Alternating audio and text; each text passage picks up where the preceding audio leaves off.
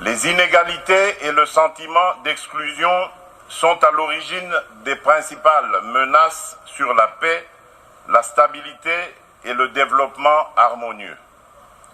Ils alimentent les flux migratoires incontrôlés des peuples entiers à la recherche d'un meilleur avenir.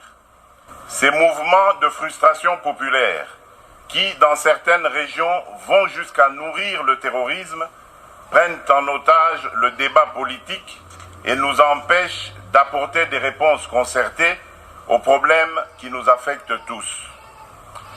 Monsieur le Président, j'affirme du haut de cette Assemblée qu'aucun pays dans le monde ne peut à lui tout seul faire face à ces défis.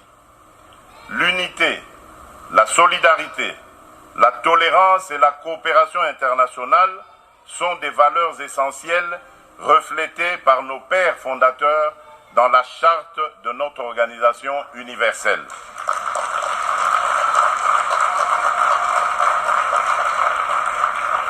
Plus que jamais, le développement économique et social et l'épanouissement des peuples de la planète sont des droits fondamentaux et inaliénables. En tant que dirigeants, nous sommes porteurs de l'obligation d'œuvrer sans ménagement à garantir ces droits. Depuis des décennies, notre organisation commune s'efforce à s'adapter aux nouvelles réalités de ce monde en constante mutation. Afin d'être plus apte à relever durablement les défis du développement dans un monde globalisé, nous préconisons une réforme globale du système des Nations Unies, notamment du Conseil de sécurité et des agences du système des Nations Unies.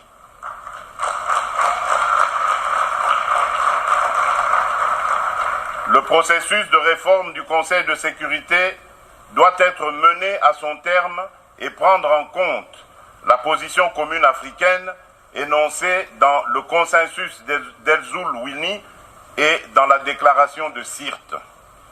Il n'est pas juste, en effet, que l'Afrique demeure la seule région du monde sans représentation permanente au sein du Conseil de sécurité, alors que l'essentiel des enjeux démographiques, sociaux et environnementaux de la planète sont intrinsèquement liés à notre continent. Nous voulons une configuration du Conseil de sécurité juste et équitable, plus représentative des peuples du monde dans leur diversité et comptable de ses actes.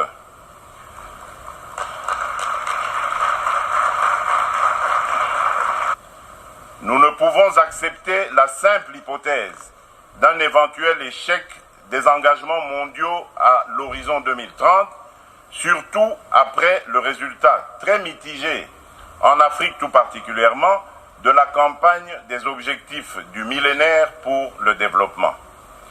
L'éradication de la pauvreté et de la faim relève aujourd'hui de l'urgence.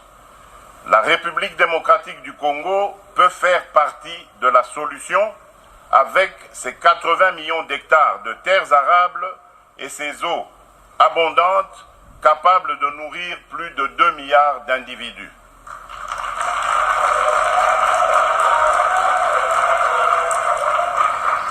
Le défi de l'accès à une éducation de qualité pour tous, second sujet du thème de la présente session, nous interpelle tout particulièrement car l'expérience du développement des décennies post-indépendance a renforcé notre conviction qu'il n'est de richesse que l'homme. C'est pourquoi, depuis 2011 déjà, nous avions fait nôtre l'idée force de l'agenda 2030 de ne laisser personne pour compte. Leave no one behind.